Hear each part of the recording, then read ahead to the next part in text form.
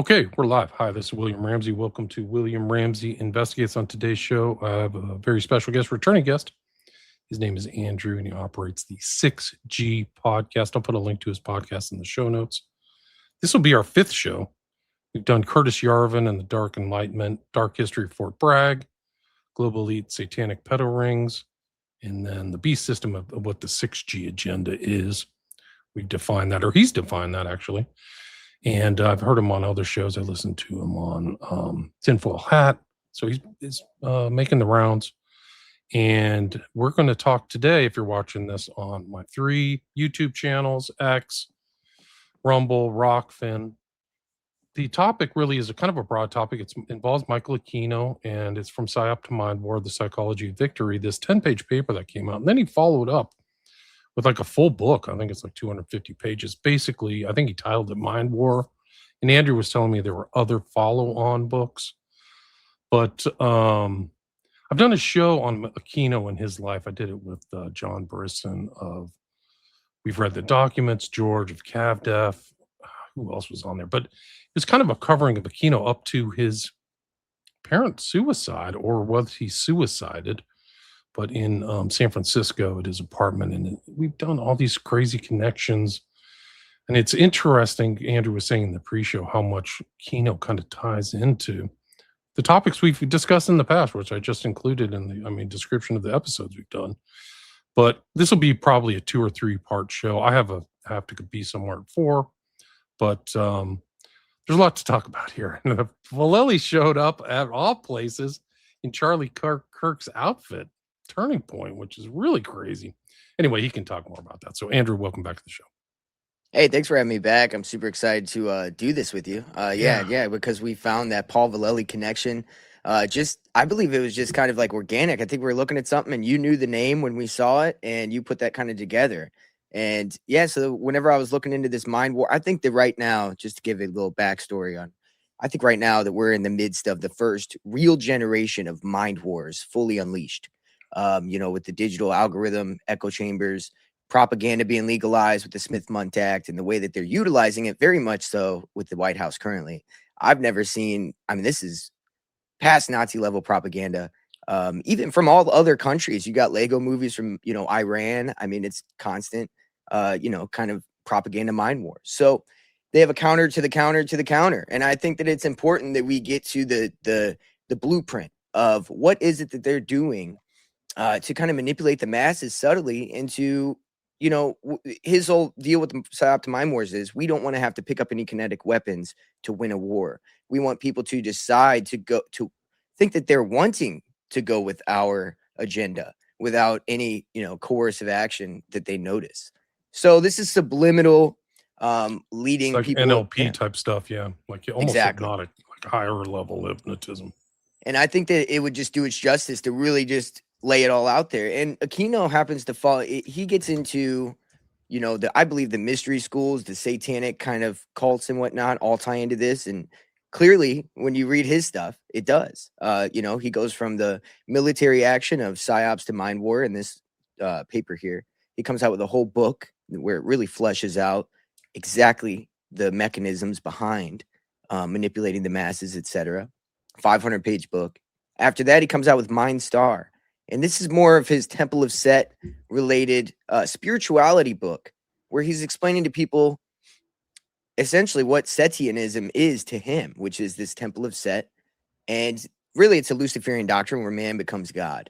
And we're going to get into all that in this episode. So, we're going to lay out all of it out. And I think it's very important to get into like, what's his ideology? What is the blueprint and the mechanisms behind PSYOPs to Mind War? And and we'll get a good idea of what's being done. So thanks for having me. I'm excited to get started on it. Yeah, this document's been out. It's almost like the one like Secret Weapons for Secret Wars. This was a document that was leaked by his own admission, actually, that it was supposed to be a secret document, which you're seeing right here with Vallely, who's been on Fox News. Like he was very much involved in the Iraq War, in the propaganda thing further. You're putting a propaganda specialist on Fox News. It's absolutely incredible to me that they could get away with that without having any pushback, to my knowledge, and then show up around Charlie Kirk and then that psyop around him. And your intro is great, and it's very accurate. We are in a mind war. We are in an information war. The war is against us by our own government. That's what people can't understand. It's Exactly. not even like from a foreign government. Well, Israel maybe, but like they're keeping us in the dark about what's really happening in the Middle East and how many deaths there are and how much damage. And so I think that you're right. This is a very pertinent subject and very timely. Oh, definitely. I think it's funny in this first iteration of this paper he wrote, Colonel Vallely, he talks about how Colonel Vallely asked him to write this. So I think Vallely was above Aquino. So that kind of says a lot too, where you see him still involved in the current space with TPUSA. You've got the Fort Bragger, Michael Flynn, connected with Candace Owens and people like that who are also running game on this MindWar, kind of running asymmetrical, warfare with like Erica Kirk, but I think that they're all kind of involved together. And this kind of lays that bare whenever you get into this, and it kind of shows that, I think. So one thing that he talks about in the paper that he left out of the book that I wanted to point out was the fact, if I could find it here it is. With the rising of the internet in the 1980s, MindWar received an entirely unexpected and somewhat comic resurrection. Allusions to it gradually proliferated, with its sinister title quickly winning it the most lurid conspiracy theory reputation. The rumor mill soon had it transformed into an Orwellian blueprint for Manchurian Candidate, mind control, and world domination. My own image, Michael Aquino's, as an occult personality added fuel to the wildfire. MindWar was now touted by the lunatic fringe as conclusive proof that the Pentagon was awash in black magic and devil worship. They left this out of the book. I think that's interesting that this was in the paper, but they didn't keep that intro in the book, the preface, because I think that does have some credence. Maybe they're not 100%. This isn't what he's writing. The blueprint of what he's writing is not about Manchurian Candidate, assassins. Not to say that technology and that, brainwashing doesn't exist, but that's not what this is. This is the subtle manipulation of the masses through messaging, even magnetism, colors, shapes. He gets into the whole, like the mystical idea of symbolism and how you can manipulate masses with that. So this is a full initiation into essentially mind warfare.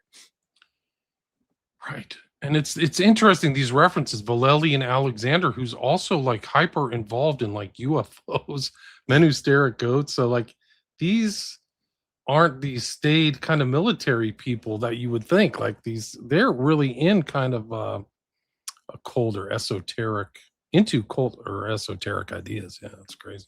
Oh, absolutely. So I'd love to share this screen. I could show you a little bit of what I got going on. Let's go. Is that it? Yeah, so what this is going to show Bear later, but first of all, I think Crowley is an important character to kind of mention here. When you look into like the satanic, church, which is where Michael Aquino kind of got his start in the, I don't know what you would call it, the religious church scene. That with Crowley's intention, like his idea of do as thou wilt, and his breakdowns of the Golden Dawn, I think is what really got Aquino to start the Temple of Set.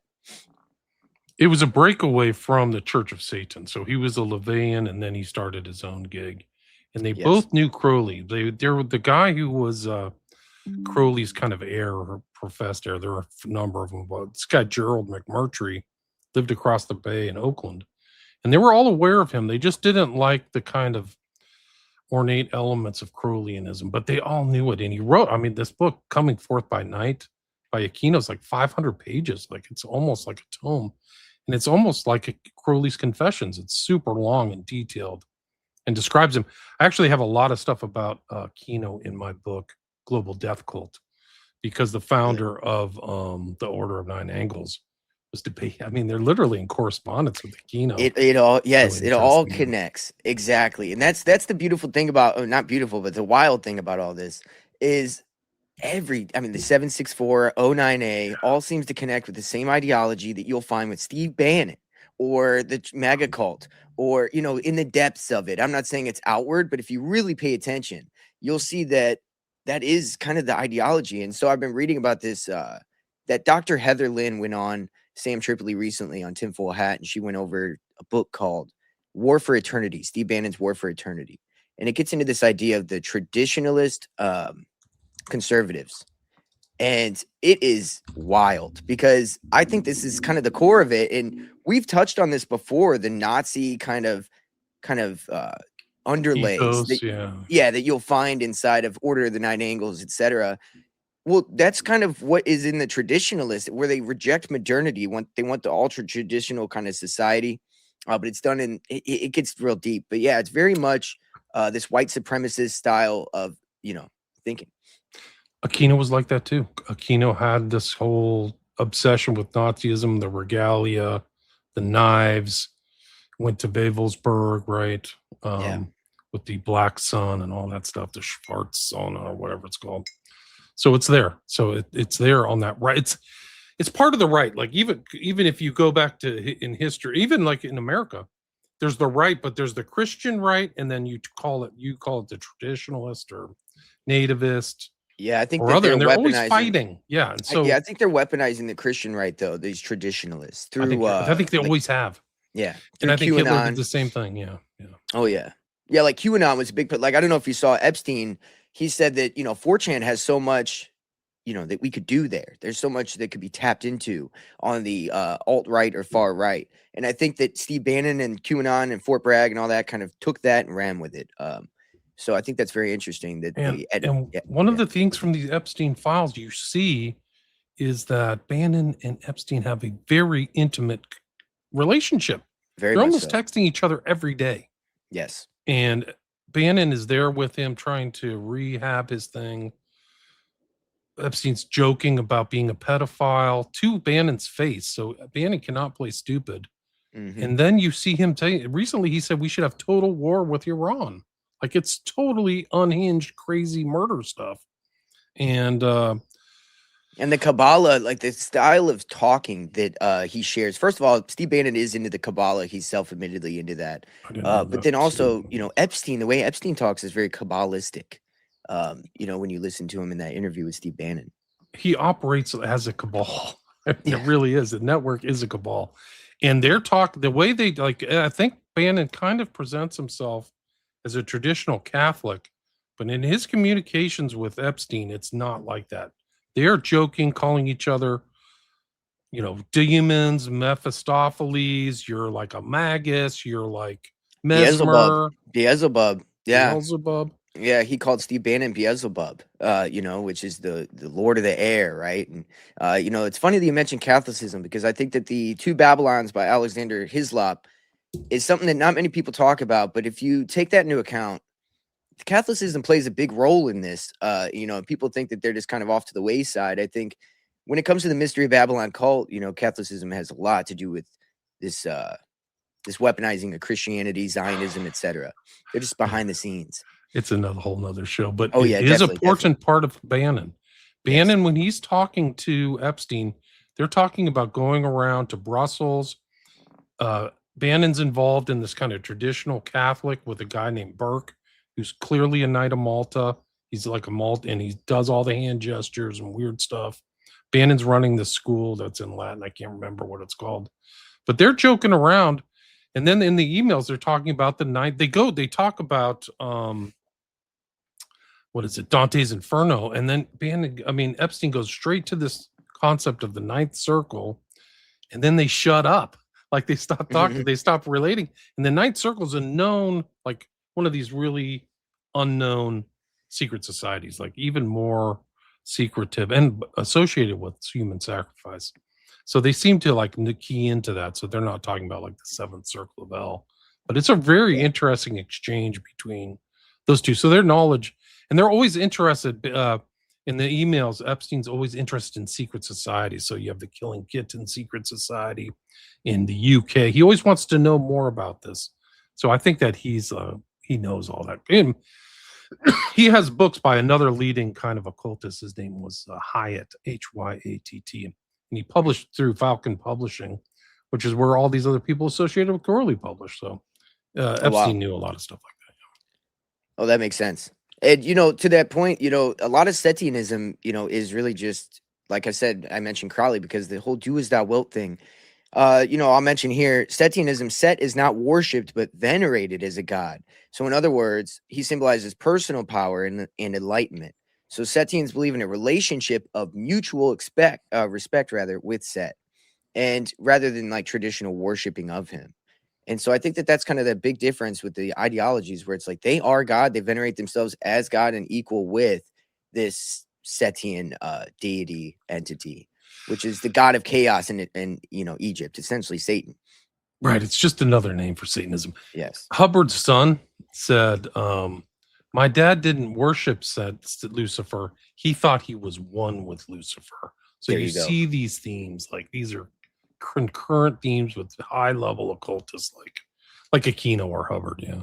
Yeah, they want to become a godlike being through conscious evolution and self-directed psychic development. To me, when you read some of it, and we're going to get into this like in the future episodes, but as you read through some of this, it echoes a lot of these new age modern kind of talking points. One of them being that we have to deprogram our upbringing, like the programming that we had in our upbringing. We have to deprogram ourselves and things like that. That's something you hear a lot with, like, at least from the liberal left for a while. You heard that a lot.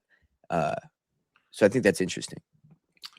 They operate on both sides too, and I think it's interesting about Epstein too. Like they're talking about he's not a right or left winger. He's trying to manipulate everybody. Absolutely. So it's kind of like these Satanists too. Yeah, I can pull examples from both sides that have used these various, yeah, exactly. It's not one side or the other. Yeah. So yeah, chaos and violence is, the god. So also I had something, if I could find it. Oh yeah, here it is.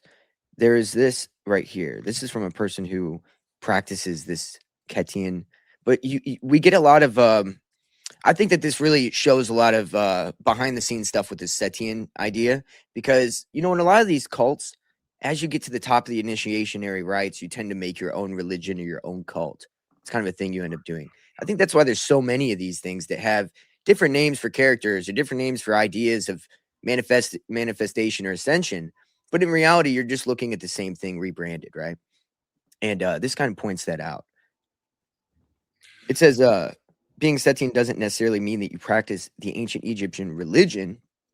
Most pagans who work and reconstruct the religion of Egypt as it was practiced in history is one group, but there are also Setians who are more eclectic and who take their inspiration from things like their Hermetic Kabbalah, Enochian keys, or European witchcraft.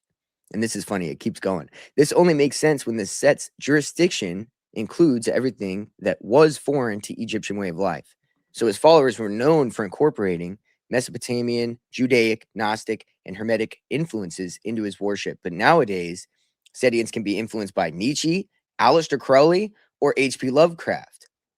So you see, it kind of just keeps going and rebranding. And it's all really the same ideology. Yeah. Lovecraft is very similar. Lovecraft's ideas of these old gods are very similar to the concepts in the Order of Nine Angles, the 21 dark entities you're supposed to presence and stuff. It's pretty wild. And on my show, I go ahead.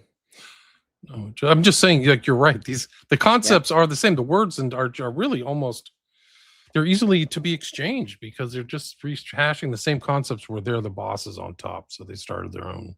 They're generally smart enough to start their own kind of offshoot, I guess. Way to put it. Right. And on my show, I usually do a lot of tying in with tech, obviously 6G, the technology of everything, like the D-Wave guy who owns D-Wave, who was talking about these are like Lovecraftian old ones who don't really care about you and things like that, right? When talking about AI or this idea of the sentient AI or quantum computing.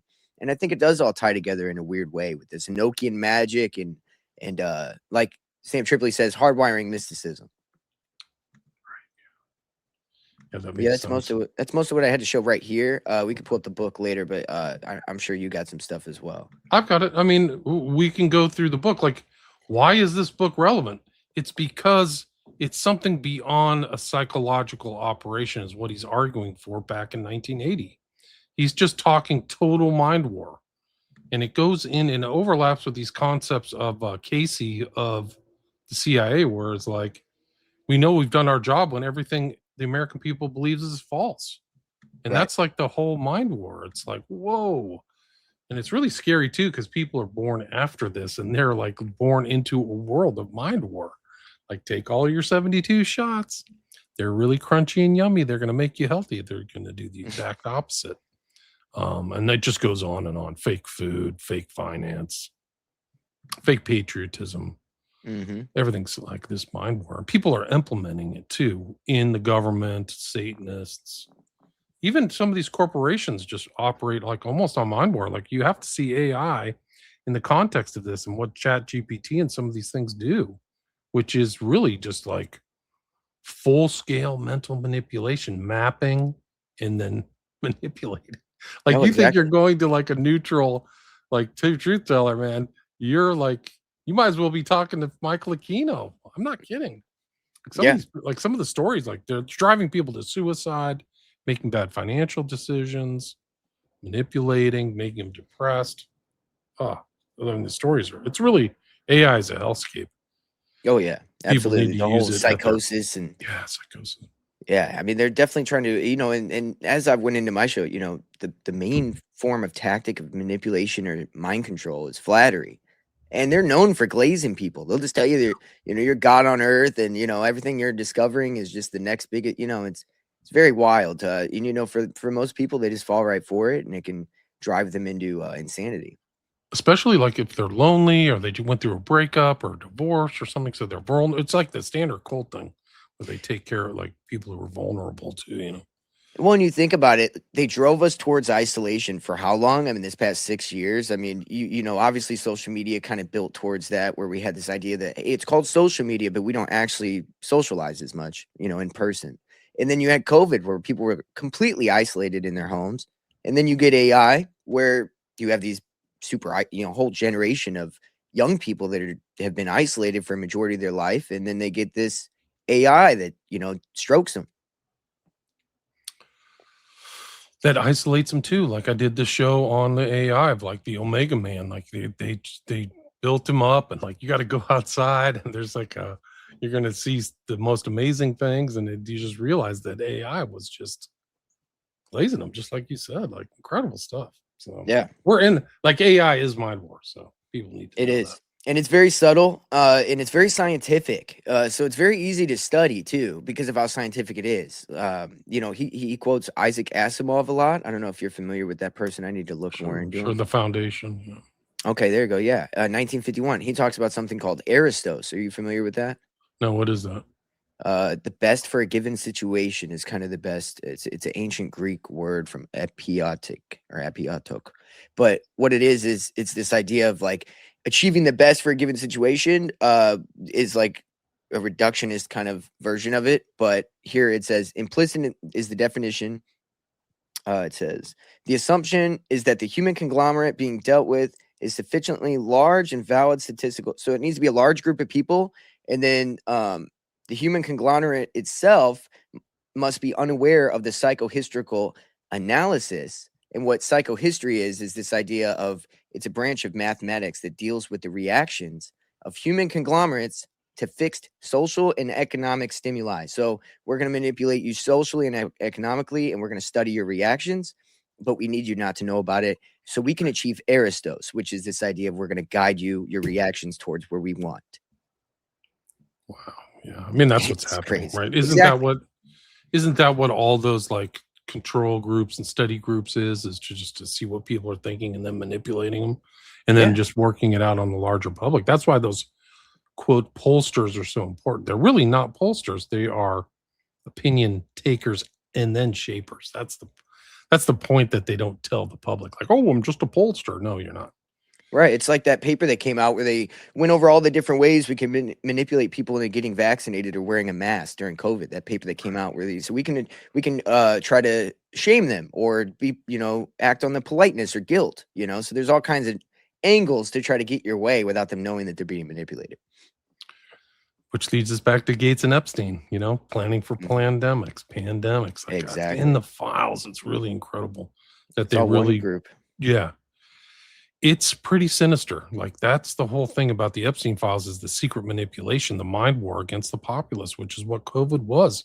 And actually maybe even like Trump's ascension to the White House was a form of mind war because he's so connected to so many people in the Epstein network. Like he's so close.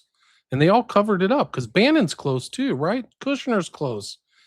Lutnick's like the next door neighbor. They are all intimately connected. and they lied about everything. That's like why they had to cover up the Epstein files. And That's they're why all because they're all in it. They're all neck deep, if not more.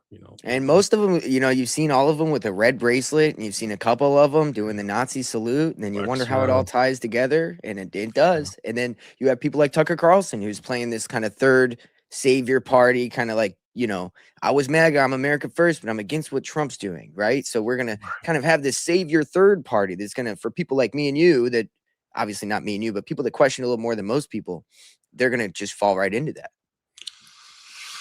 Yeah, we're all being heavily manipulated. I mean, just like, you have to recognize that, especially TV and AI. It's really like, that's the whole thing, is like the concept of the wizard behind the curtain. That's really, I mean, AI is like Google on steroids, basically. Google didn't keep your information like AI does. Like, one of the creepier things that I did, like using Grok, because I'm on Twitter where I haven't been censored, is that they started like, well, based on your earlier queries, like, whoa, Google never said that to me. So they're assessing my behavior. Of course, they're doing it on Twitter too. Like, imagine the AI behind Twitter. Because when I click on something, then all that's like, if I am on a cooking jag, like all I'll get is cooking. And at night, if I listen to music, like I'm done with the day, I will listen to music videos.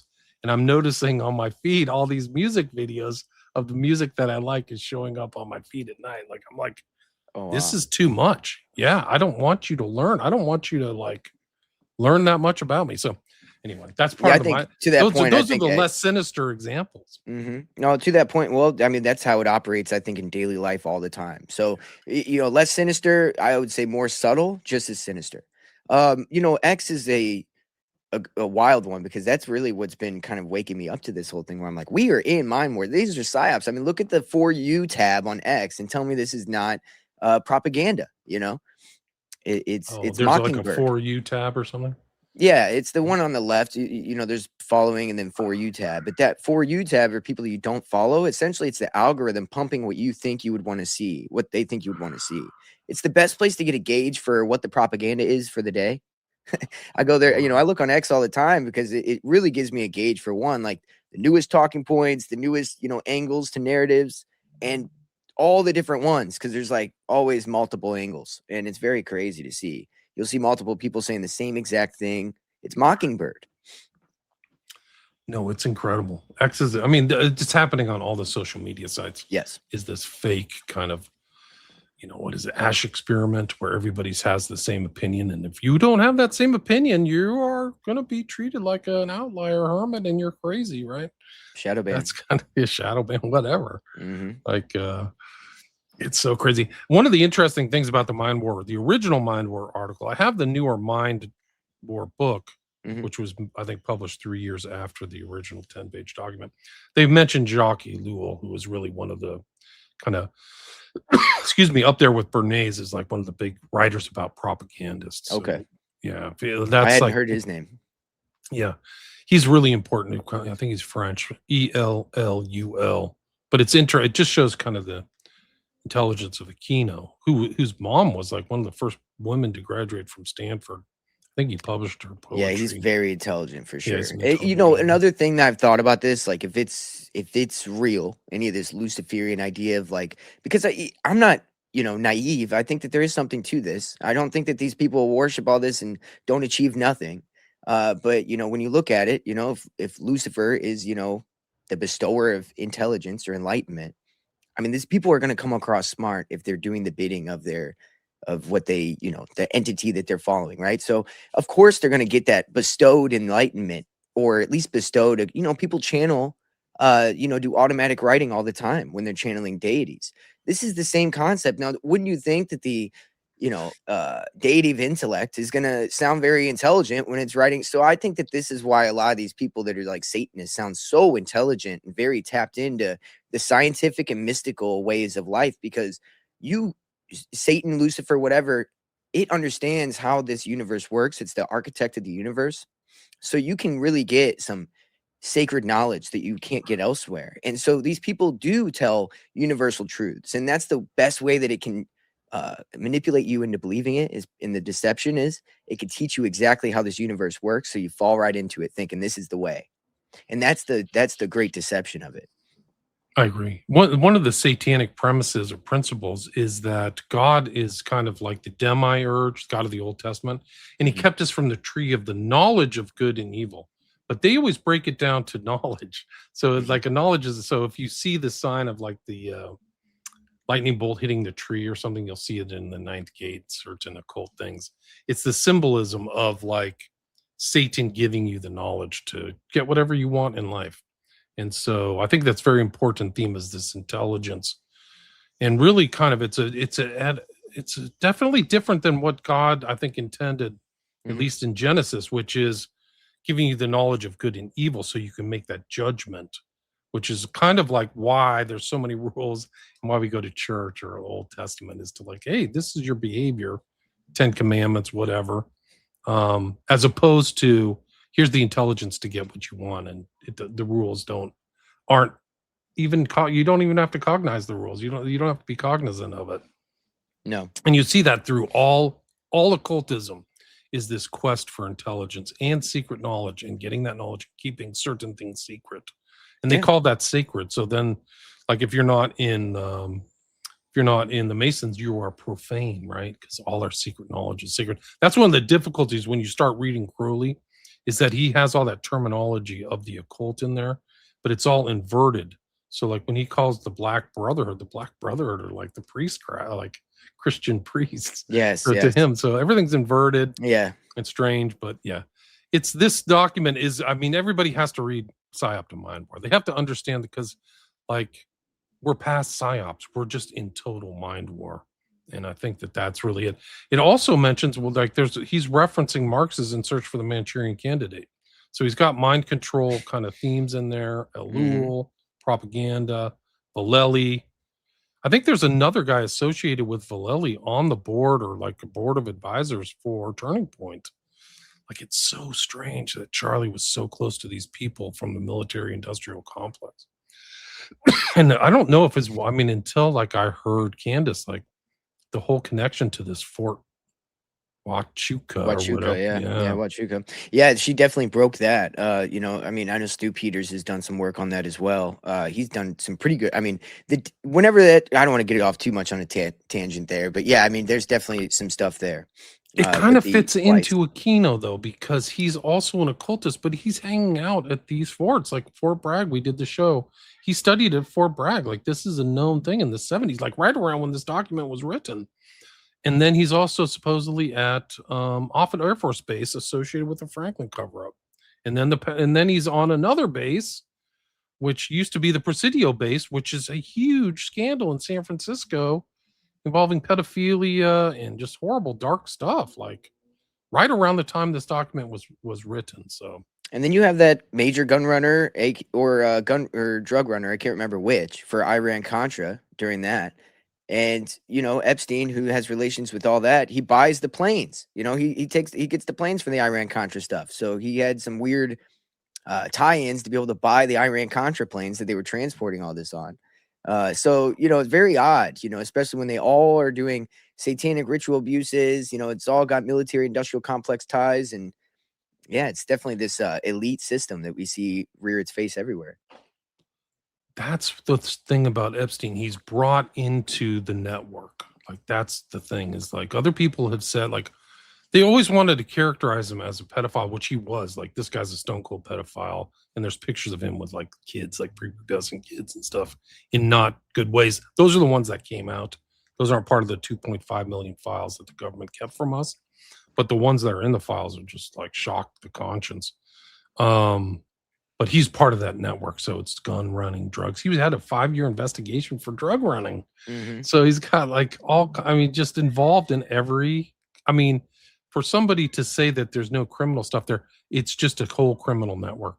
It's just an elite criminal network that he's Absolutely. Yeah, I associated think with. he was above the intelligence. You know what I mean? He worked for intelligence. Yeah, Maybe they're not lying when they tell you he didn't work for intelligence. I mean, they work for they him. work for You know what him, I'm saying? right? Yeah, Good point. exactly. Yeah, And so this isn't, it's funny how that works, how they can tell you the truth, but it's way deeper than you think. Yeah, and I think that that's kind of the scary thing is like this initiatory thing. Like he's brought in at an early age, like, okay, this is our guy. And he's willing to do anything. Like there's never any check on Epstein going, guys, I just don't think I have the morality to do or the Mm. immorality to do this. So it's that whole thing where they bring people in either through Forts or probably even Aquino. Like Aquino never showed any regret, and his total values are reflected in this document. At the end of MindWar, it's just a one sentence, and is in MindWar, there's no substitute for victory, which is a total satanic By all means, any principle. means Yeah, necessary. any And you know, means. to that point, you could see that same thing with like Epstein whenever Steve Bannon asked him. He said, when the global financial crisis happened and you were inside of jail at the time, he was working at Berkshire Hathaway. I believe that was the name of it. And that was the major place that had, pretty much caused the crash in 2008, right? And so he was in jail at the time. And it was funny because Steve Bannon asked him if he, weren't you thinking like I need to be out there or whatever? This is the biggest thing in, history, and I'm involved in money and I'm not there to mitigate it. And Epstein was just like, no, I just thought about how great, how amazing life is. Essentially that like life is so awesome that I get to experience all these things. It doesn't matter if it's good or bad, how bad or good. If anything, the badder it is or the better it is, that's good because he wants to experience. So it doesn't matter how good or bad the experience is as long as his life is. Does that make sense? And that's how these people 100%. think. Very satanic, Oh, how they think. he said the people who knew him said he had no kind of regret impulse. So None. he never questioned what he did. It So didn't even compute. Yeah, it didn't yeah, compute. Bannon like which kept asking him over and over. He's like, "No, I didn't think about it one time. I just sat there and enjoyed." I'm like, "Wow, that tells a lot." he's a very sinister person and tied into all this stuff. I mean, you wonder like how close is he to like Aquino or some of these other things because I he do. started off at Interlochen, that camp in Michigan, Mm. like in the 80s. So early 80s. Like, what's the tie over with like that Perfect island? tie over. I mean, Yeah. there's a perfect timing tie over there, at the very least, because 1980, that's exactly when Vallely asked him to write this paper. It's after the Vietnam War. They were pissed off that, it went the way it did. And they said, we need to stop using PSYOP second and start using it first. And so the whole idea behind this was PSYOPs comes after the first initial kinetic warfare negotiation or whatever. And he's saying PSYOPs need to supersede everything first. And then if all else fails with PSYOPs and MindWar, then you go to kinetic warfare and your negotiations and then kinetic warfare. So he's trying to invert the way that the military operates in the 80s and 70s. So I think it definitely happened since then. Right. And Epstein, I mean, it's just right at the beginning. Epstein's born in 53. So he's like in his late 20s. It's probably, he's looking for a career, trying to, make it in the world. It's a perfect place for him to start. And his relation, I mean, there's a whole show I could do on Interlochen because he had a relationship with them all the way up. And in one of those NSOC documents that came to the FBI, somebody's like, yeah, he's been doing this for 40 years. Like, you have to have blackmail on everybody or, juice or something like to get Oh, away yeah. with that for 40 years. They said when Robert he was Maxwell helps. yeah, all those, I mean, he had people who were helping him all the way through up until he got arrested in 2019. They said when they decided to arrest him, it was like a super secret group within the FBI that told nobody. So it wasn't like announced to all the FBI agents. So there was no leaks or anything like that. So it was FBI because he told other people, victims, I got connections at the CIA, the FBI, doctors and stuff. Like you won't be able to, don't tell anything or we'll get you. That's how he got away with it a lot. That's why after he got arrested, all those statements came into like almost a blizzard of statements came into the FBI. They never did anything about it, but it's in the files. Is because people are like, okay, I feel safe. I can talk now because they were all Yeah. intimidated.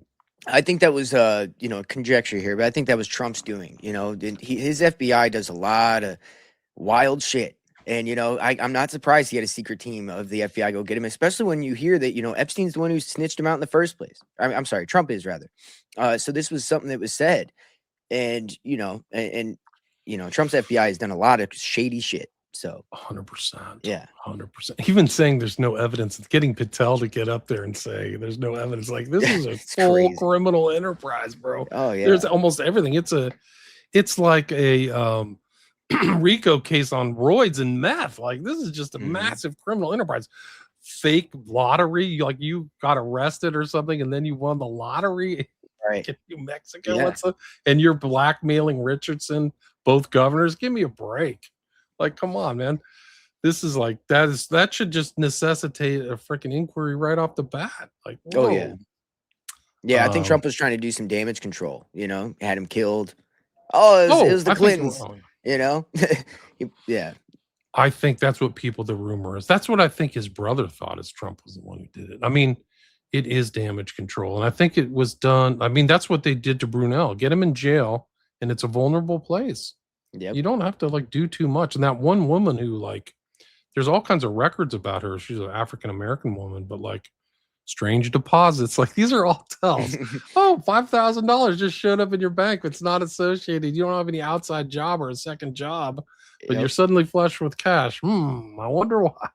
Like that's always a running theme with these people too. Yeah. It's money out of nowhere. Yeah. All you have to do, like, I mean, you're dealing with a guy like Gates, who's like probably like Epstein with billions of dollars at the helm, like, wow, this poor person working overnight at the MCC, like what's the bribe? And you might not even have a choice, but it all ties together. I mean, this Aquino guy, I mean, he's connected to Franklin and that scandal and savings and loan, which happened during Iran-Contra. So a lot of the skullduggery, gun running goes all the way back to Kennedy, Castro. I mean, it's always ever present all the way to the present. It really is. Yeah, it definitely is. And yeah, it's just nonstop. We could get into a little bit of this paper, but also like, RFK is starting their new podcast. I think that's another aspect of this Mind Wars, right? It's just all these people got podcasts. Dan Bongino, he's like, I'm going to go after the black pillars online. I'm done with, working with the FBI. You didn't accomplish anything that you said you were going to do. And you railed about the Epstein thing until you got in there and then totally switched. So, it's hilarious to watch. But it's also so obvious. I just don't see how many people could fall for it. Yeah, I think that his reputation will never heal because just of like what you said, the flip flop is incredible. Even Trump, with those people, they tend to use. They still use them though. So like, for instance, like if you have Dan Bongino, say something happens and Dan Bongino goes, I support that. I love that. Good, go Trump, right? This acts as a driver, right? In a weird way. So the people that can't stand Bongino, but say they're still on Trump's side, but then they see Bongino say some shit like that, they're out of there, right? So they can use these people as a driver, and they can use the dislike of them just as much as they use the like of them. I've thought about that recently, how they can use the hate of an influencer and the like of an influencer on the same level in a weird discreditation tactic. Yeah. I mean, it's really incredible. Like that, Bannon's war room started after he was consulting with Epstein. Right. So like Epstein dies in freaking 2019 August, and then all of a sudden war room shows up, and then COVID. Like the timing of all this is just absolutely incredible. Like when you see the timing come out. Well, to that point, it's like, where did Alex Jones come up with the name InfoWars? Right. What a ahead of your time name. I mean, to make that in the 90s, that's crazy, I mean, Bill Cooper never trusted Jones, and he did not like Jones. Nope. I always comment on that. And what did Tucker Carlson do? He has Alex Jones on, and he goes, you predicted 9/11. Come on, Tucker. You've been in the news for a long time. Bill Cooper predicted 9/11, and he didn't like him. And it was, it's the whole thing. But. So what's Tucker Carlson doing? Like he's had freaking Cernovich on, who's like involved in the fake Epstein transparency binder fiasco. Never asked him about it. Yep. Like, whoa, these are obvious it doesn't make sense. Rogan's the same thing, dude. Yep. Rogan's and then that dude comes on and espouses like some Gnostic, Kabbalistic ideologies when he came on, the guy who received the binder, the Moshevik or whatever. Yeah, Cernovich. Cernovich. What were his Gnostic ideas? I missed that. He was talking about his concept of God and stuff like that. And it was as I was listening, a very Kabbalistic, Gnostic kind of concepts. It's a few months back. I listened to it like when it came out. So it's been a little bit to recall, but yeah, very much I just always, my ears just tune up to that kind of stuff. Even if they're just barely hinting at it, I tend to like, oh, I see what you're doing. It just, I always, they're just slightly kind of just seeding the minds, right? So my ear always perks up to some of those things. Look at how many people from the Epstein network were on Rogan before Epstein was exposed. You just Like read my mind. It's just almost all of them. Gertzel's like this human bot person who makes robots. Krauss, all over the files. All these atheists are on there. The Weinstein brothers. Like anybody related in tech and building this kind of AI technocratic system. Yeah. I think the point of all this is the technocratic system. This Mind Wars leads into the manipulation of the mind through technology. And I think that our first iteration of it is AI until we get the implants and things like that. And our thoughts aren't ours. This is Mind Wars still, right? So it's all part of the same thing. Even when you're talking about the technocratic police state, people think it's separate, but it's not. It's not. It's not at all. Especially like somebody mentioned in the chat, Stargate and Trump. Like when he first got into office, he rolled out Ellison and like, we're going to make a $500 billion investment in AI. Like the government is like, whoa, like that should scare the crap out of you. Yeah, it did for me. Patrick Kessler asked, Ramsey, do you still work with George from CavDef? Is he still involved in researching parapolitics? He is still researching parapolitics. He's still a researcher. And I think I did a show fairly recently with him and Todd Wood on a satanic crime. I think it was last year, maybe earlier this year. But yeah, he's still around. You can go to his website. I think CavDef is still around. I think CavDef is like integrity in voting, which is we don't have at all, which is whole nother show. But I mean, you want to talk about technological takeovers, all this stuff, fake polls and fake voting. But got 275 listeners, guys. I haven't really streamed for a couple weeks. I was out of town, and then I've been working on another project. But anyway, we're at the 46-minute mark. I do have a hard stop at 4. Is there anything you'd like to add or anything you'd like to finish up with, Andrew? No, yeah, I think that this is a good kind of contextual laydown of, what we'll be getting into. But I mean, this book is a deep dive. So, I mean, these next episodes are probably going to be some serious. I mean, I got a lot of notes on it, just to mention one cool thing about it. He mentioned something called the Homo electromagneticus is a chapter inside of this book. And so, just that name alone, that's kind of what we were just commenting on, where it doesn't end with just, a little bit of propaganda, right, on the news. It ends with Homo electromagneticus, which is this idea of we are electromagnetic beings and we should tap into the electromagnetic spectrum of our bodies so we could use this mind war tactics on the masses without them knowing. And so this is how deep it goes. It gets into colors, magnets, and shapes, which shows you that even just on the subconscious level, he understands things that go all the way back to Mystery Babylon, back to the initial, Egyptian schools of mystery schools. And I think that this is an ancient practice of manipulating the masses with symbols, shapes, and signs, and certain words. And now we're into the next modern era of that. Right, with these occult kind of adepts, the ones it are like sinister people. These are not people of goodwill. Like it's really like scary. Like this, I mean. Some of these, I think Bannon, is pretty dark-sided. I mean, I think that if he's even close, I mean, and he's out there talking a lot, it's just incredible how many of these people are manipulating us. And Trump, like Abramovich is all over the Epstein files, and she's like, Trump is doing he's like a great magician, just spreading lies. Yeah. Yep. She said some pretty interesting things about him. And the rug pull like on him was just off the charts. Like, we're not going to have any wars. Oh, I'm starting the Department of War, raising it up to $1.5 trillion funds, and then I'm going to go to war against Iran. You really have to see this conflict with Iran as a war that started last year and is still continuing.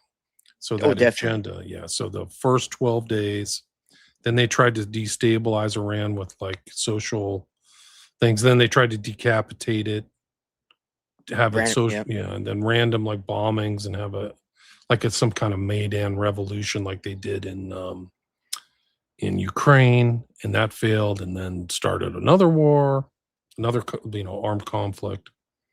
Yeah, it seemed that they were trying to run a very accelerated propaganda campaign too to get people to kind of sign off on the Iran war. Oh, they're killing 30,000 protesters, things like that. I don't think it worked as well as they wanted to because the staunch anti-Zionist movement that is kind of the equal and opposite reaction of all this going on. I don't think they were able to get enough propagandized, messages out there and enough false flag events to really get people to sign off on it. And so here we are. People hate it. And so now I think, now it's plan B. Trump takes the villain position. He's just going after his own people. He's going after Tucker and Candace. He's on Easter saying, Allah, praise Allah. He's saying, I'm going to destroy a whole civilization. And then at the same time, you have this third party savior system. Joe Kent, JD Vance, Tucker Carlson. All these people are going to come and be the saviors, but they're all tied in with like Peter Thiel, right? This technocratic system that's being built. Thomas Massey posts a picture of like utopia where he talks about, wouldn't it be great if we lived in a world of this and that? In the picture, it literally looks like a technocratic state with drones. So even Massey is tied into this. He comes off as this guy that really wants America to win, but they want a technocratic utopia as they'll sell it to us. With them at the top, they're the Morlocks and Yes. we're the Eloi, and that's really it. That's what scares you. These people are sinister. Teal is very sinister. Yes. Has very sinister connections, and they all present themselves. It's always the same sell. Like, this tech is really benefiting you, AI. But the Mhm. sinister, I mean, the sinister application of these AI tech farms is like 6G network, 6G It is. agenda, and It is. 6G network, just like it says, which people So, can check out. real quick, Yeah. real quick, before I go, I just want to leave you with this. This concept of the third temple. Peter Thiel, to your point, he's a Gnostic. I'm sorry, esoteric Christian. Esoteric means that they look under. So I don't think that they believe in this like physical third temple that they're trying to build the way Israel does. I think that these people that follow this, when he's talking about the Antichrist and he's talking about all this stuff, I think he thinks of this system as the third temple. And the sacrifices will commence. It'll be the sacrifice of our essence, a new style of sacrifice. We're entering the age of Aquarius where it's the man pouring out the water. Water represents consciousness. So I believe our consciousness, that's going to be sacrificed in this new age of this new temple. And so it's not going to be that, they're not going to continue sacrificing like goats and shit again. I think it's going to be a different essence of sacrifice, and it's more of this electronic grid state. So I'll leave you with that thought. This is something I've been kind of pondering around recently. Maybe the sacrifice is us, because when this Yes. new assault on Iran happened, this new murderous war crime assault on Iran happened, they went after some kids at a freaking school Instantly. in Manab and killed 165 and double tapped them. Double tap. Yeah, and it was 2 weeks after the burning of Baal, where they're calling them pedophiles and calling this the Epstein war, right? So, yeah, no, exactly. It is an incredible thing. Like, is Trump telling a joke by he made the name Epic Fury? It's like almost like it rhymes. It's like alliterative with Epstein files. Like, it's just off the charts. He knows what he's doing, dude. He does. And this is next level satanic magician MindWar shit. And yeah, he is the master changing magician. His stories, manipulating the market at the same time, raping the public. Like, what are you doing? You're going to destroy civilization. This isn't funny. Like, you can't talk about that. Like, he's unhinged from I mean, he can be a master magician, but he's very evil. Like, this is like, off the charts. Like, he's showing his face for sure now. Yeah, he's rearing his head. Yeah, it's really ugly. Andrew, thanks so much. 6G report.